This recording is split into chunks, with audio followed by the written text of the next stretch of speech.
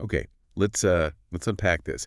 Have you ever, looked at a company's financial report and just wished someone could cut through all the noise, just like distill the really important bits for you?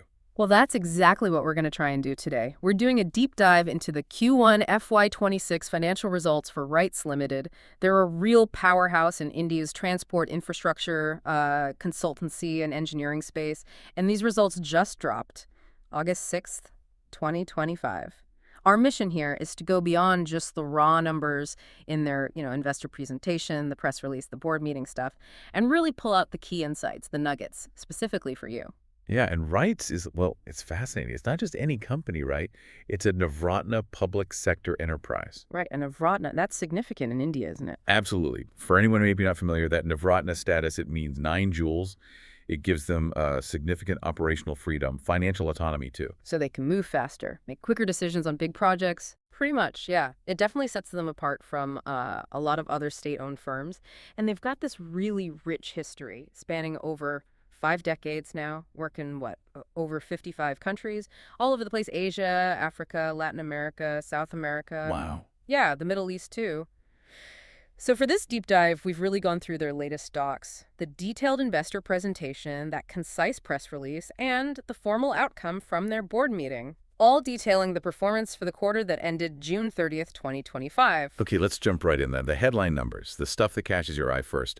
For Q1 FY26, RITES reported consolidated operating revenue of 490 crore. And just for context, when we say a crore, that's 10 million rupees. So 490 crore is 4.9 billion rupees. Gives you a sense of the scale. Now, comparing that back to Q1 FY25, it's actually a very marginal increase, just 0.8% from 486 crore. Total consolidated revenue also nudged up slightly, or the 512 crore. That's up 0.7% from 508 crore last year. Pretty flat on the top line then. Exactly. Then you look at profitability.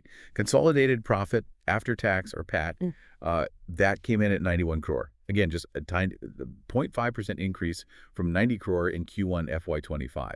But here's where it gets interesting, like you said, the story. Consolidated EBITDA. That saw a much healthier jump, 7.9%, reaching 117 crore compared to 108 crore last year. So you've got EBITDA margins at 23.8% and PAT margins at 17.8% for the consolidated results. What's that gap telling us? Yeah, that's a really good question. That difference between the, almost flat PAT and the better EBITDA growth, that's key.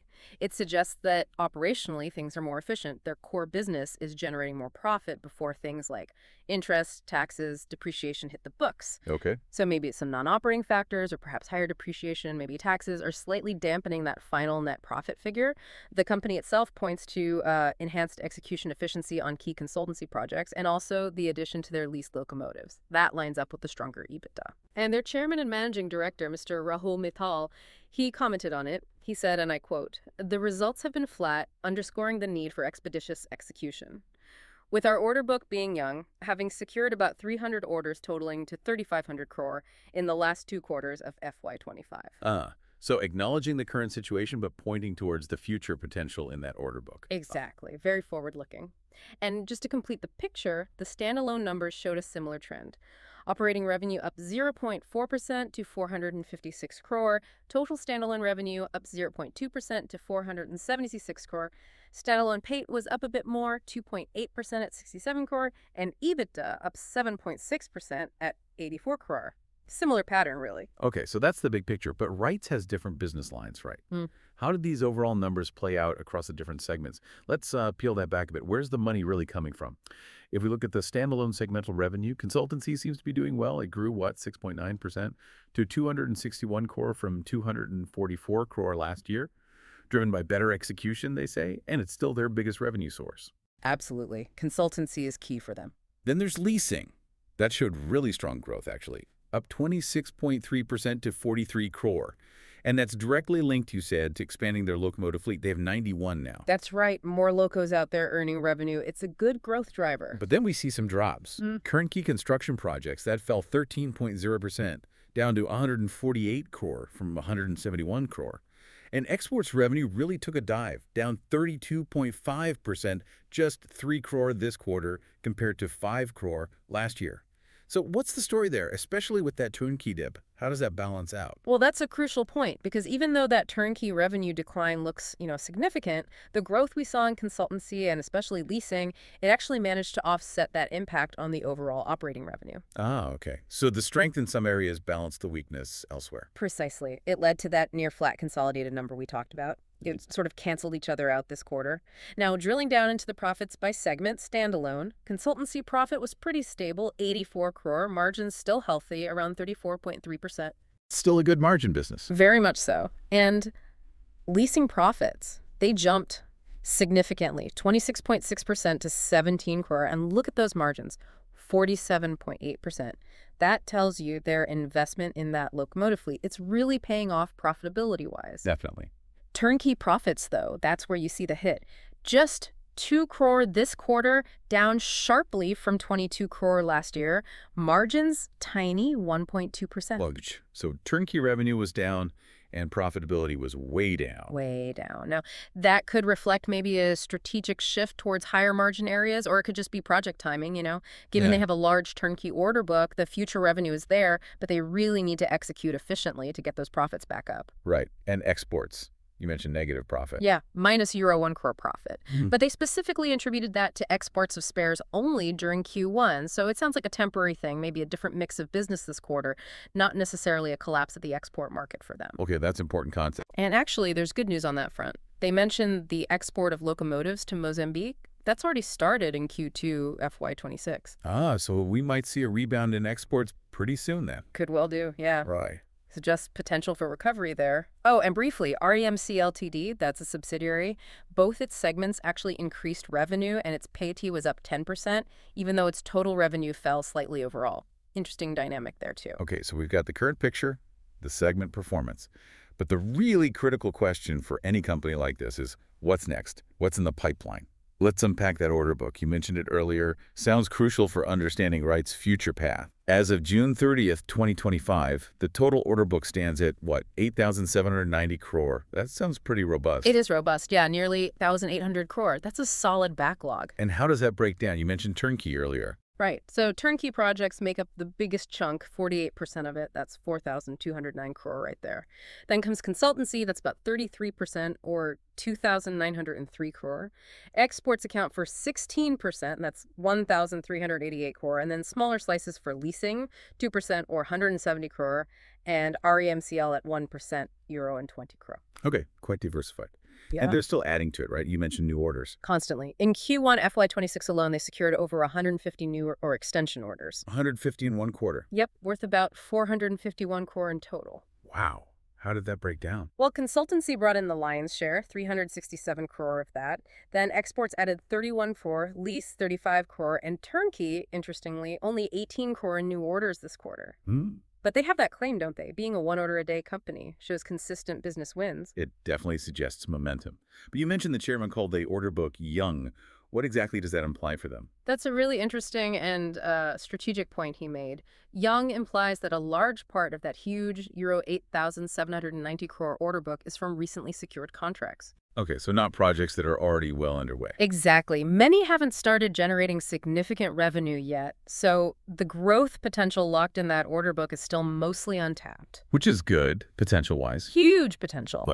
But it also means pressure, right? Pressure to get those projects started efficiently, deliver on them, and turn that backlog into actual revenue and profit. It's like having a full pipeline, but you need to turn the taps on. Got it. And connecting that to the bigger picture, the way they get these orders is interesting, too. It's pretty balanced. About 47% comes from nomination, basically, assigned projects, often government-related, and 53% comes from competition-winning bids in the open market. So a healthy mix of guaranteed work and competitively won contracts. Yeah, it suggests resilience. They're not overly reliant on just one source.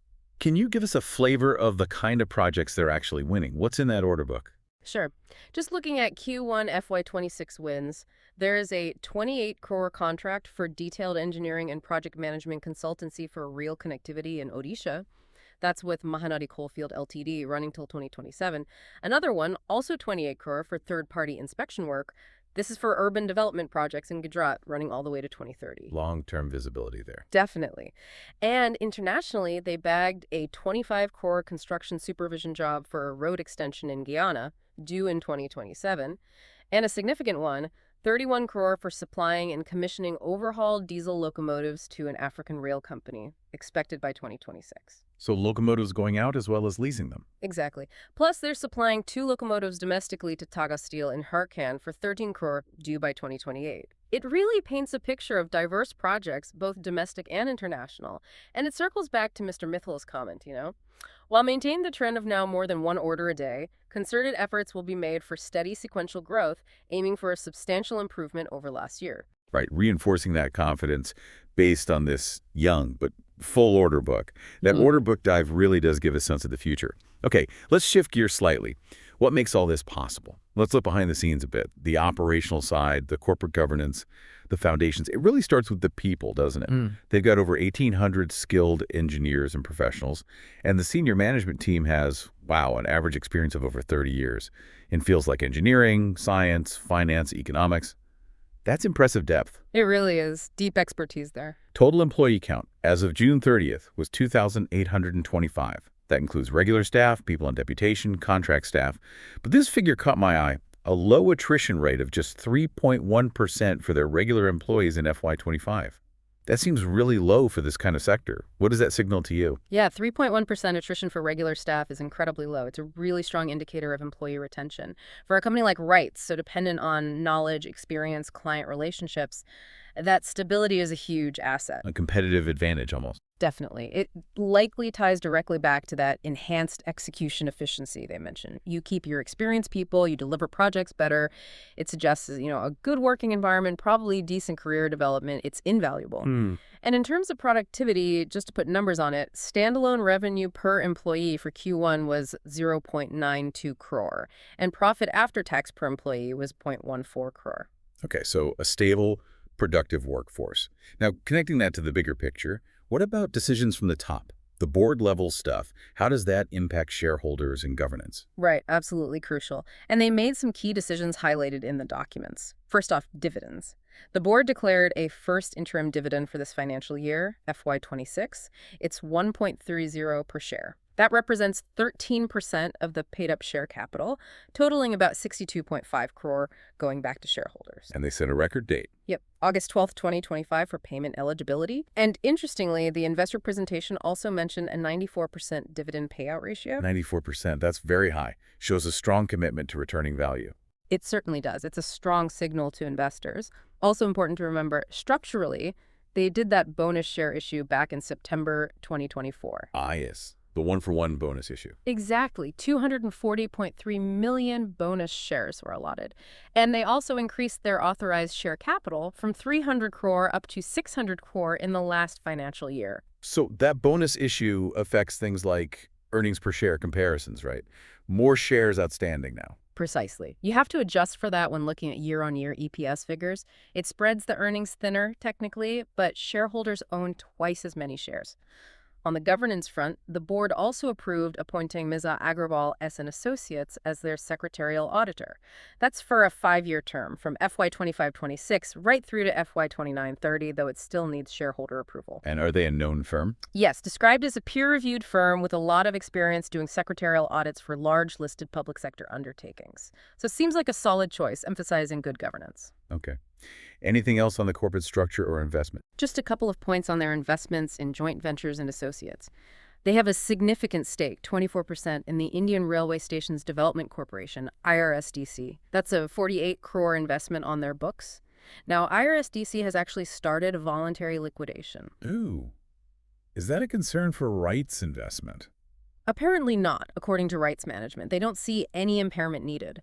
Their reasoning is that RITES' share of IRSDC's net worth is actually 57.29 crore, which is more than their investment value, so they expect to recover their investment. Okay, that's reassuring. There's also a much smaller investment, only euro 0.60 crore, in MMG Metro Management Group Limited. That one is also undergoing voluntary dissolution, but in this case, RITES has already fully impaired the value, so they've already accounted for that loss. Taking the hit already, got it. And finally, just noting, the shareholding structure remains very stable. Public holds about 27.8%. The promoters and promoter group, which is primarily the government of India, holds 72.2%. And crucially, no pledged shares. That adds to the overall picture of stability. So let's try and wrap this all up. What's the big takeaway here? We've really dug into RITES Ltd's Q1 FY26 performance, and what we see is a company that, yeah, maybe had flat top-line numbers this specific quarter, but underneath that, it seems to be showing really consistent operational execution. They're managing a huge, diverse, and importantly, young order book, which points to future growth. And they seem very active in managing their corporate structure and clearly focusing on shareholder returns with that high dividend payout.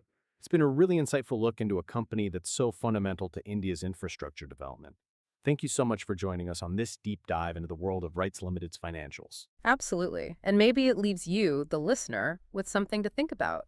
This strategic focus RITES has, particularly on growing that high-margin locomotive leasing fleet and also securing these diverse international projects. How might that combination continue to provide them with resilience? And how might it drive future growth? Especially thinking about how India's own domestic infrastructure needs are constantly evolving, and as that young order book starts to mature and convert into revenue, we really hope this deep dive has given you a valuable shortcut, a way to get truly well-informed on this important company without wading through all the documents yourself. Well said. Until next time, keep exploring, keep learning, and stay well informed.